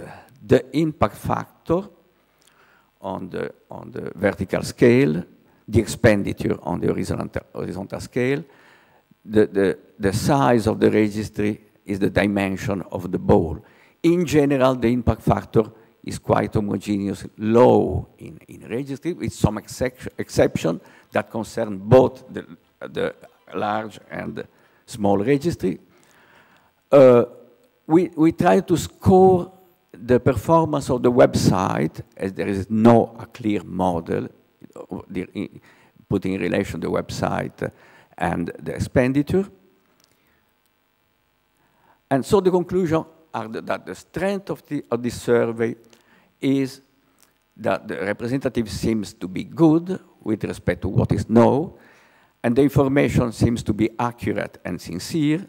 The weakness is that the matter is new, so we have no previous indicator to which to compare, and we were not able to do intra-national comparison for those countries that have more than one regional registry. And the conclusion are that the cost, the registries are labor intensive, so the personnel is the main cost.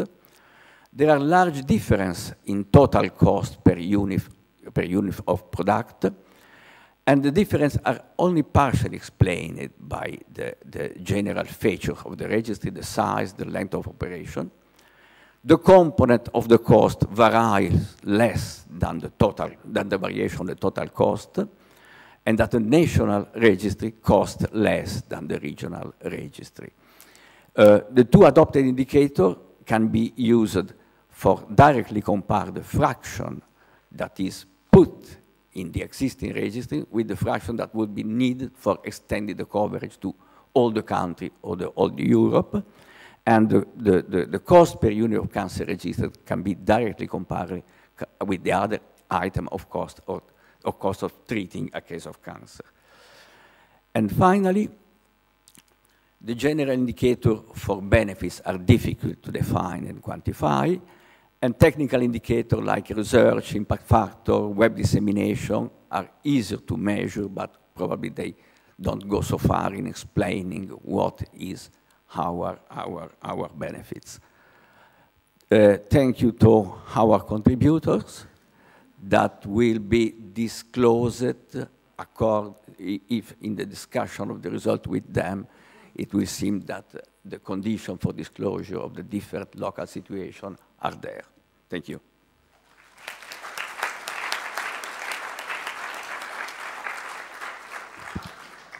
Thank you, Roberto. Any questions? Let me start and say that there have been a couple of efforts to look at the cost of registry operations, something other than just the amount of money you spend over the number of cases that come in, some of which when you're doing survival, you have follow-up, there's sort of the amount of information. So I actually think it's a useful activity, but when we did it in our SEER program and looked at function, tried to identify function, put resources identified with that, our first objective was really to look at operations to increase efficiency, to try to look at shared approaches. Was that sort of, as you're presenting this information, what kind of reactions are you getting from the utility of this information, or is it you're just beginning to start taking a look? I actually think it's an important component of managing a registry, but quite sensitive and hard to do. Absolutely.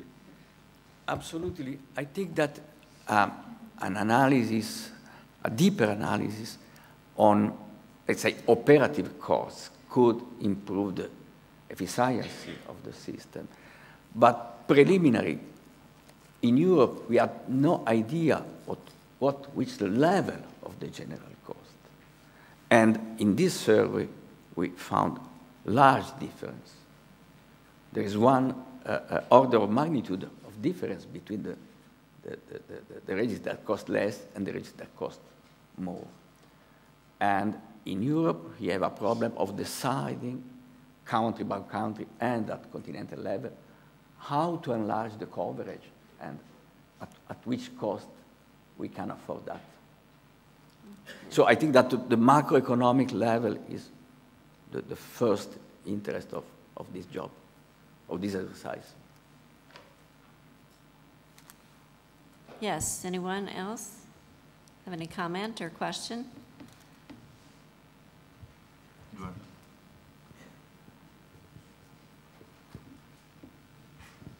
This is a very interesting subject, and for South America that we face frequently hard problems with financial problems to afford the registries.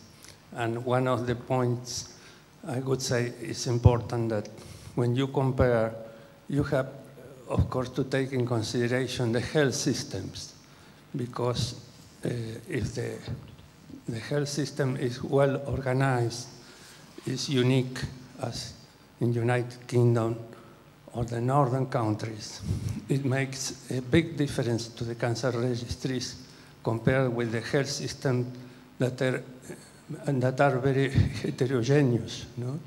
For example, in South America, we have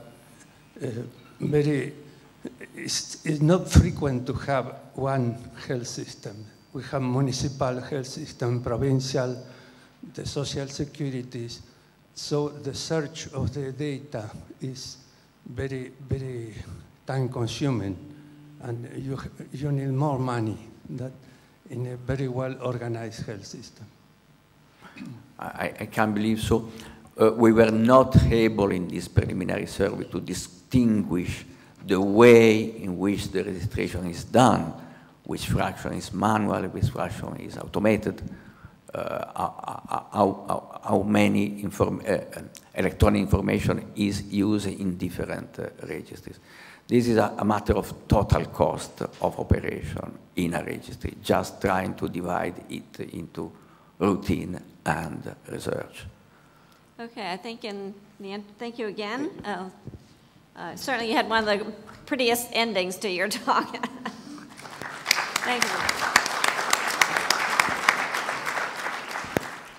The next speaker is Stella Sabata, who will talk about the Global Initiative for Cancer Registry Development in Low and Middle Income Countries. Stella has been working in international cancer control for 12 years.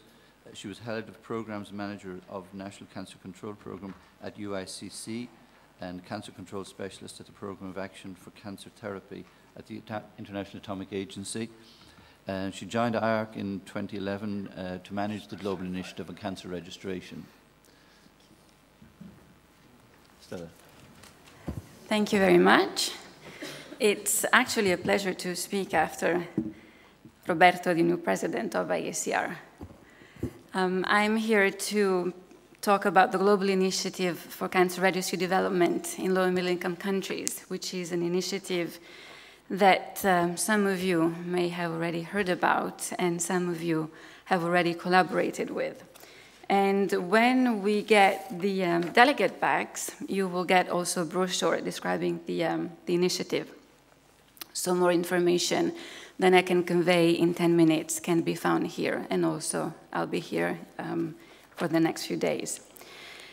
Because I'm speaking to such a knowledgeable audience, I don't have to spend much time on facts, the global burden of cancer or the regional burden of cancer, but we know that nowadays low and middle income countries bear over half of the burden. Thank you, I got my identity back. Of the global cancer burden, and projection to 2030 say that this proportion will increase to 60 to 70%. We also know, and you know, the role of cancer registries in developing national cancer control plans.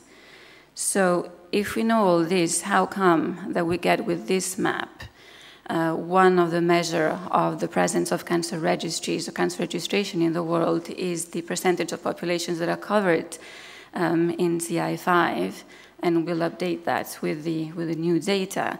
But you see disparities, populations that are covered by over 80% in North America or Australia and New Zealand, and then you get almost 6% in Latin America, Central and South America, 4% in Asia, and only 1% in Africa. And when you think of the size of the population that represents, it's a striking disparity.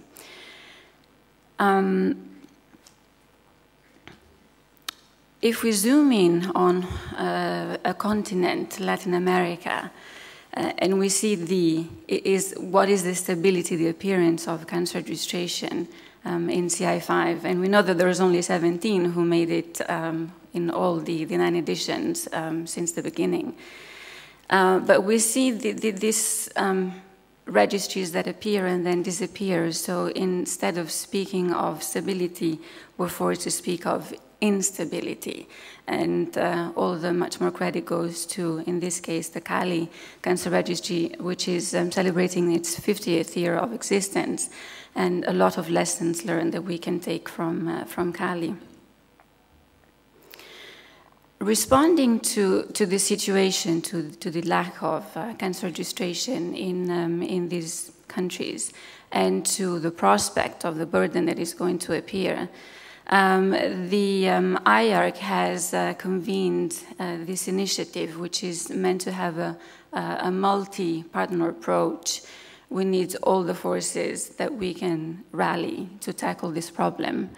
The aim of the global initiative is to develop the capacity in low and middle income countries to produce reliable information on the burden of cancer.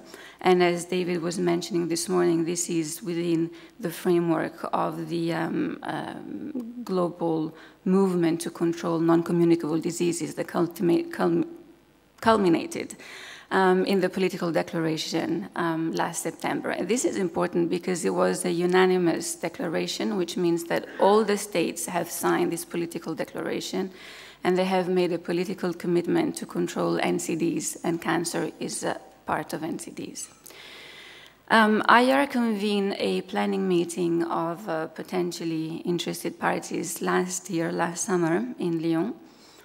The response was very positive, so the initiative was officially launched in November last year at the World Cancer Leaders Summit. And I should mention that the president of the IACR is ex officio member of the advisory group of the GICR. There is a price tag, of course, to what we want to do, and we estimate that we need a minimum of $5 million over 5 years to make a meaningful change in cancer registration worldwide. So far, we have raised about $1 million, half of which has been put at our disposal by IARC. The other 50% has been generously given by partners such as the American Cancer Society, the CDC, the Dutch Cancer Society, the US NCI, the UICC, and also ARTUM has given a small contribution, the Italian Association for Cancer Registries. Fundraising is ongoing together with the UICC, and we hope that you will collaborate not only in kind, but also, if possible, with a financial contribution to the initiative. So far, with regard to the implementation approach of the GICR, which is regional, we have one regional hub that is operating as we speak. So the implementation approach of the GICR is through regional hubs that will provide support, training, and infrastructure to local networks of cancer registries.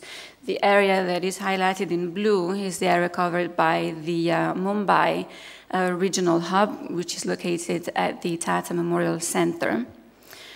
The official inauguration is going to happen at the beginning of October, but the registry is already operational. And then we have two other registries coming online this year. The one for Western Asia and Northern Africa, located at the Izmir Cancer Registry. And then for Sub-Saharan Africa, we will have a network hub in collaboration with the African Cancer Registry Network.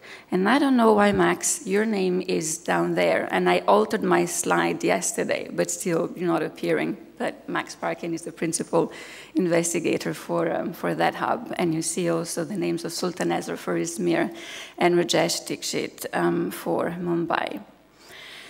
What have we been doing over the first year? I think we have accomplished a number of things on top of having started one hub and having identified two hubs.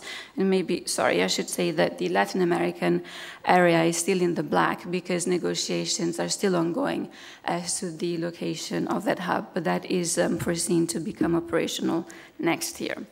So in the realm of technical support to cancer registries, there have been expert visits to registries, either on specific issues that a cancer registry was facing, or more generally, for example, on the CanReg software.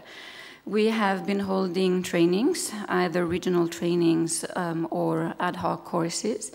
We have also started doing webinars so that we can complement training, face-to-face training with distance learning. With regard to research, there are collaborative research agreements that have been signed with a number of registries and regional publications that are underway.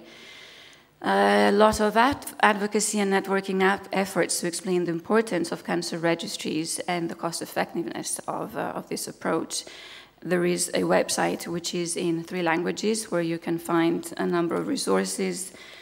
We have carried out a number of surveys, and we have started responding to the stated needs with some fact sheets, of which I have a few examples here with me, and also there will be a poster here in this room on the community of practice, which is one of the ways that we can bring the cancer registration community together. And if we look at the specific activities of the hub in Mumbai, Mumbai has held a regional course for Asia in February this year on a rotation policy. The next year will be happening in Jakarta. CRAs signed with cancer registries in Indonesia, Mongolia, and Sri Lanka. Some research on India, but also on the regional patterns of cancer in Asia, and outreach to existing networks. We have been discussing yesterday at the IACR board possible synergies between the GICR and IACR, and there are a few that we can do joint surveys to inform priority actions, how the regional representative can participate in the work of the regional hubs, twinning, training, putting together a roster of experts. And my last slide is, there's only one flower, I think, with respect to Roberto's last slide, but this is a number of organizations that are supporting GICR now. There are also individuals who want to be involved in the GICR, so please get involved. Our aims of the GICR and IACR are common, and the GICR can complement the technical work that you have already been carrying out. Thank you.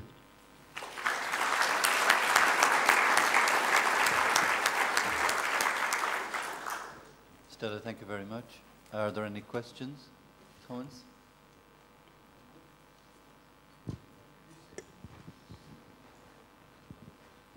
I am Dr. Nandakumar from the National Cancer Registry Program. Could you tell me the rationale behind choosing the hub in Mumbai? Yes. Choosing locations is not easy. There is a long-standing history of cooperation between the Tata Memorial Center and IARC that enables us to say that this partner is a solid one. Also, the hub should be in a place that is easily accessible to other countries in the region, so that when their physical meetings are happening, it's not a burden to get there. Teaching facilities are also very important, and the Tata Memorial Center has that as well.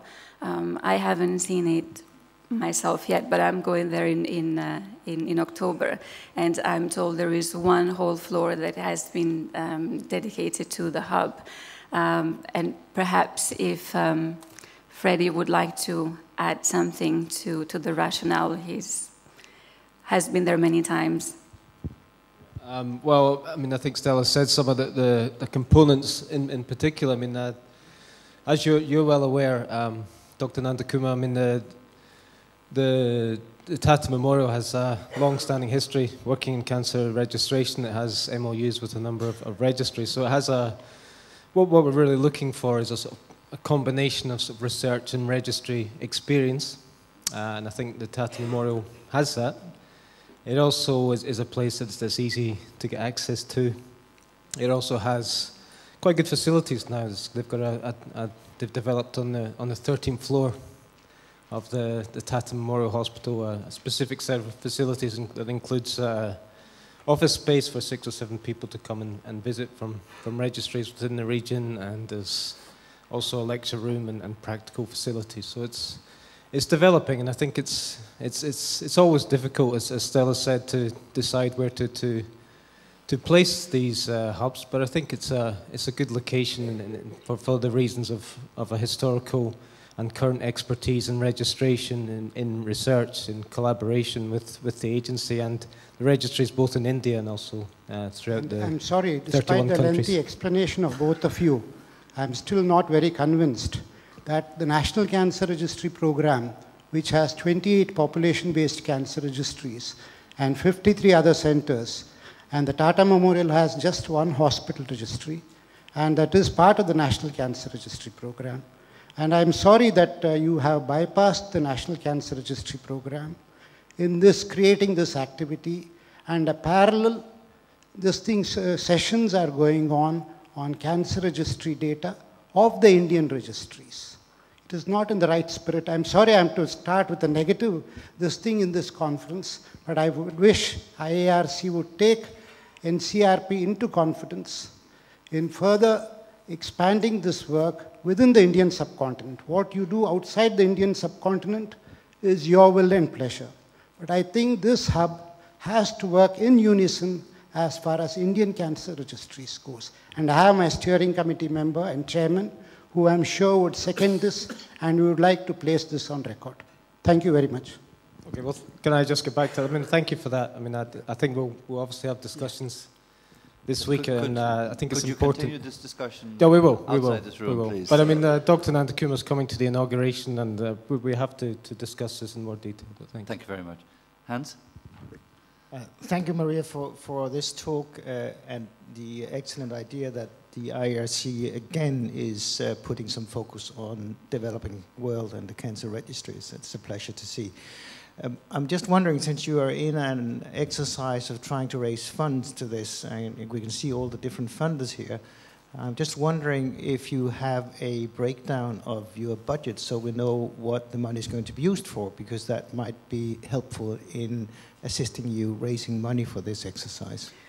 Thank you very much. Yes, we do have a breakdown, and that 5 million figure comes with support from for the hubs, support for training, support to technical support to the cancer registries, advocacy activities. So we do have a breakdown, and I'll be very happy to discuss that with you. But if you want just a ballpark figure, when we will look at the budgets for the hubs, we only have 1/4 of the well, this is based on the Mumbai hub. 1/4 of the budget, which goes for the maintenance of the hub, so having the people to respond to queries and do the technical work, and most of the budget goes actually to training and support of the registry within the catchment area of the hub. Thank you very much, Stella. It's a very interesting topic. We're running short of time. I'd ask you to see Stella's poster and talk to her a little bit more if you're interested in this area. Okay, we'll turn to a presentation from Anne Kaur. She is going to be talking about the work that is going on in Africa, sub-Saharan Africa. It is talking about cancer registration through the African Cancer Registry Network. You heard Stella make reference to that. Some of that activity came along perhaps in parallel, but even before the hub concept, so it's taken on some additional aspects of the work, and we're happy to hear from Anne. She's from the Nairobi Cancer Registry in Kenya, and I think she's speaking on behalf of several other collaborators.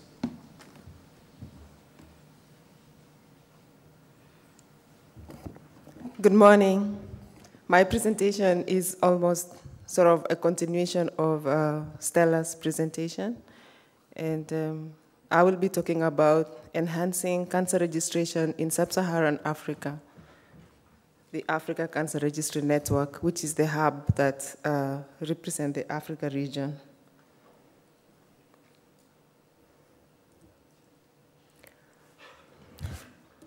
From early in the year 2009, INCTR, the International Network for Cancer Treatment and Research, has supported cancer registries in Africa, mainly the cancer registries of Kampala in Uganda and Nairobi in Kenya, in supporting cancer registration in these two countries way back before 2009.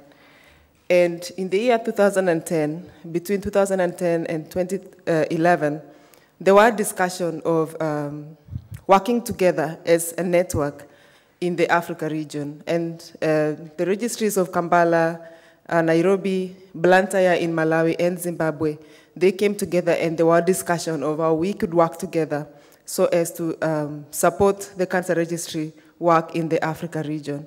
And that led to establishment of the East Africa Registry Network, which was established around the year 2010, of course, with the support of Dr. Max Pakin, who is currently the coordinator of the Africa Registry Network.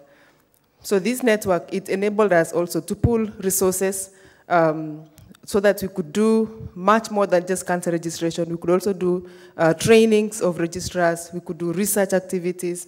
And one of the research activities that was started in this period was the survival study, where we were looking at cancer survival for the most common occurring cancers in these regions, and they're usually similar. For instance, for women, we have breast and cervical cancer, which are the most common, and it's all cuts across these countries. And for male, we have prostate cancer and cancer of esophagus, which are very common in this region.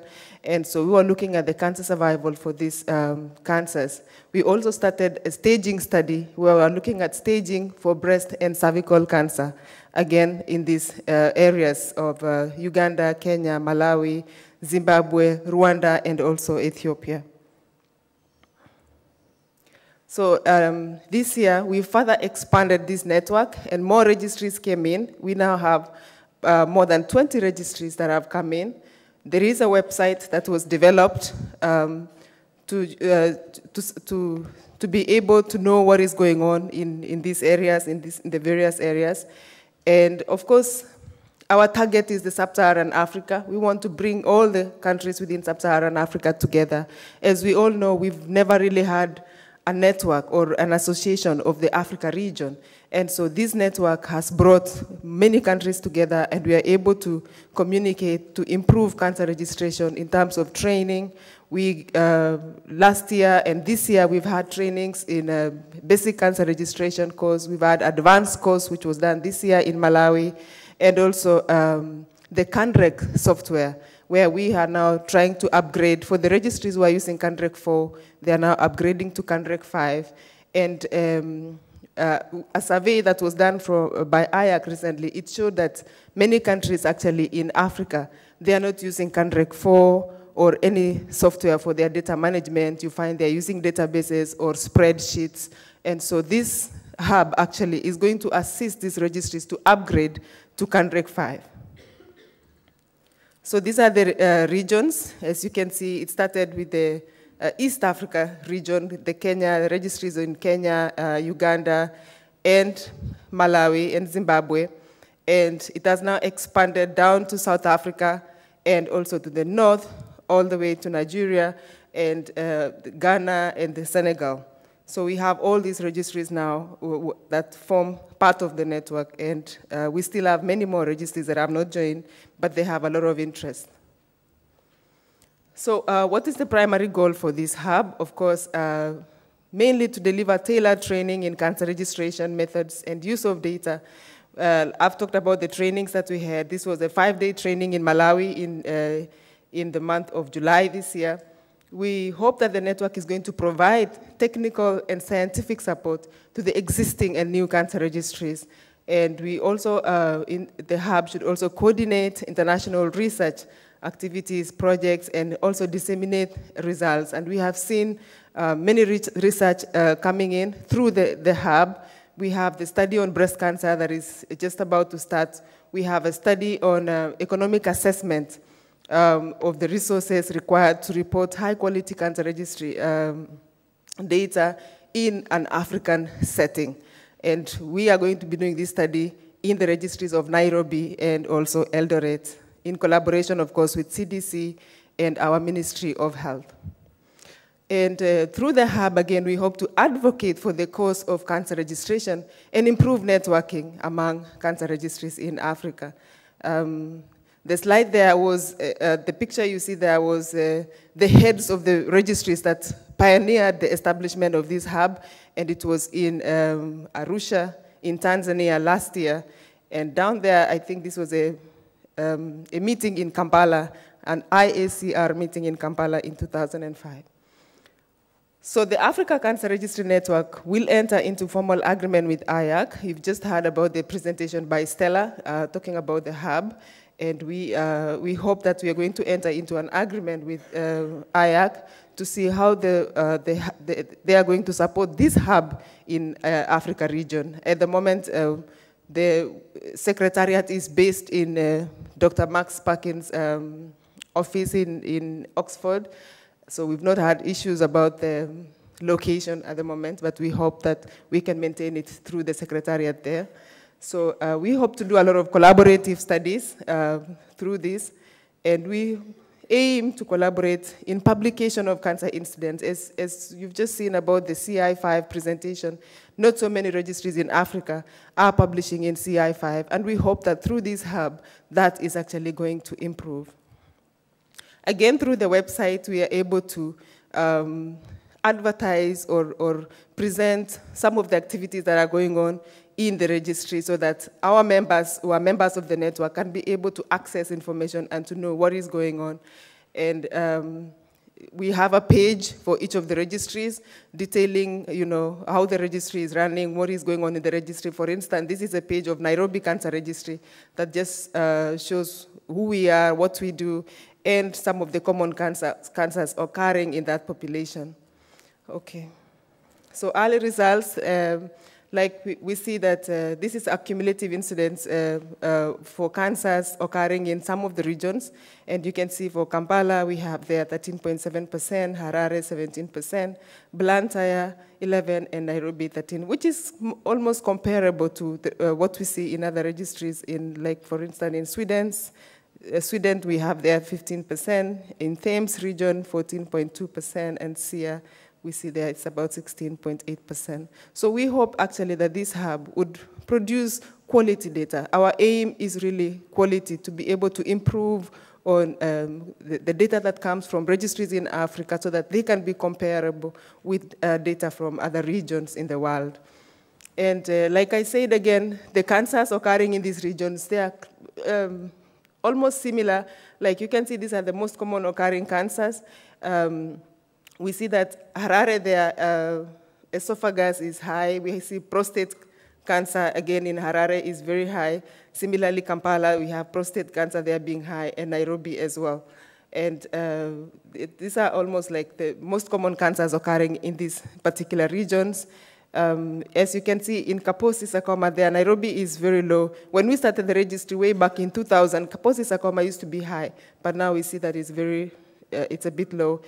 But the most common cancers in Nairobi there, we see breast cancer for female, prostate cancer for male, and for female, we have cervical cancer and breast cancer in Nairobi. And you can see also cervical cancer is quite high in Harare, and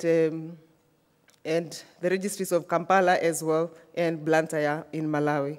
So we are able to compare this data. If we work together and through this hub, I'm sure we'll have more registries coming on board, and then we can get to know what is the situation of cancer in Africa region. Again, of course, we'll be able to do comparative studies. For instance, this is just a graph that shows trends in females. It shows the for instance, you can see the increase in both breast and cervical cancer, but in Kaposi sarcoma, it appears the peak appears to be, it peaks at the year 2000, and it's now declining. Again, like I say, in Nairobi, we've actually seen Kaposi sarcoma is declining compared to the years previously. So the importance of cancer as a health problem underlines the need for systematic cancer control programs, maximizing cancer resources. Cancer registry data are essential components in planning and monitoring of such programs. So Africa Registry Network, it aims to actually improve cancer registration in the African continent. Thank you very much.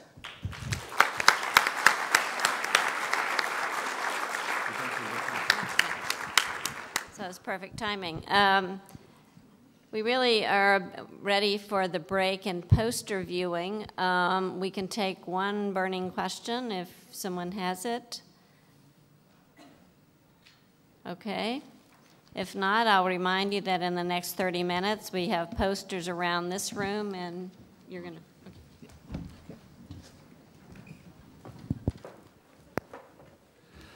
Thank you very much, Anne, and thank you to all the contributors this morning. Just a few announcements. Tea and coffee are being served on the ground floor where registration was this morning, and also about a third of the posters are downstairs and 2/3 of the posters here. The missing conference bags have turned up miraculously in the hotel where they were all the time, and these things happen. We need you back here promptly at 11:45 because we still have a very busy scientific program for the rest of the morning. So thank you all very much.